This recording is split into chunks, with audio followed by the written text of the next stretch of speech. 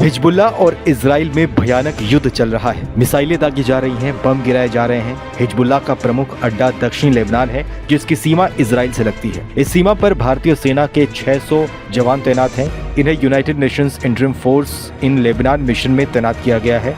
अब इन जवानों की सुरक्षा को लेकर भारत सरकार चिंतित है। दरअसल मिडिल ईस्ट में जारी तनाव के बीच भारत ने दक्षिण लेबनान में तैनात संयुक्त राष्ट्र शांति सैनिकों की सुरक्षा पर चिंता जताई है।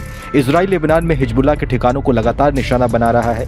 बीते दिनों संयुक्त राष्ट्र शांति सैनिक भी इजरायली गोलीबारी का शिकार हो गए थे।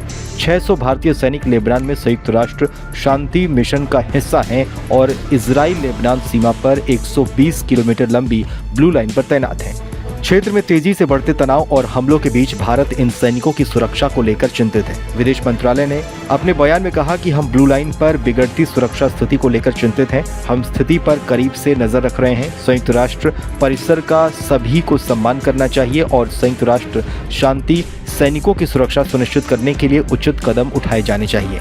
विदेश मंत्रालय की ओर से ये बयान संयुक्त राष्ट्र के ये कहने पर एक दिन बाद आया है कि लेबनान में संयुक्त राष्ट्र अंतरिम बल के नकोरा मुख्यालय और आसपास के स्थानों पर इजरायली बलों द्वारा बार बार हमला किया गया।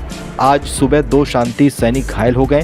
संयुक्त राष्ट्र ने कहा कि गनीमत रही कि इस बार चोटें गंभीर नहीं है, लेकिन वो इलाज के लिए अस्पताल में भर्ती है। भारतीय सैनिक UNIFIL का हिस्सा है। इसमें असम रेजिमेंट के सैनिक, इंजीनियर, AMC और अन्य सैनिक शामिल हैं। क्षेत्र में तनाव बढ़ने से कई हफ्ते पहले से ही भारतीय सेना स्थिति पर करीब से नजर रख रही है। सूत्रों ने आज तक को बताया कि भारतीय सेना अपने सैनिकों की वापसी पर एक तरफा फैसला नहीं कर सकती है, जो संयुक्त राष्ट्र शांति सेना का हिस्सा है। लेकिन सेना अपने सैनिकों की सुरक्षा सुनिश्चित करने के लिए संयुक्त राष्ट्र के साथ निकट संपर्क में है। बता दें कि इजराइल और लेबनान के बीच 120 किलोमीटर लंबी सीमा है, जिसे ब्लू लाइन भी कहा जाता है। IDF द्वारा लेबनान में जमीन अभियान शुरू करने के बाद से लगातार तनाव बढ़ गया है। संयुक्त राष्ट्र ने पहले सैनिकों को सीमित आवाजाही के साथ बंकरों के अंदर रहने की सलाह जारी की थी। मिशन का हिस्सा रहे भारतीय सैनिक चुनौतीपूर्ण स्थिति के बीच भी इस क्षेत्र में तैनात है।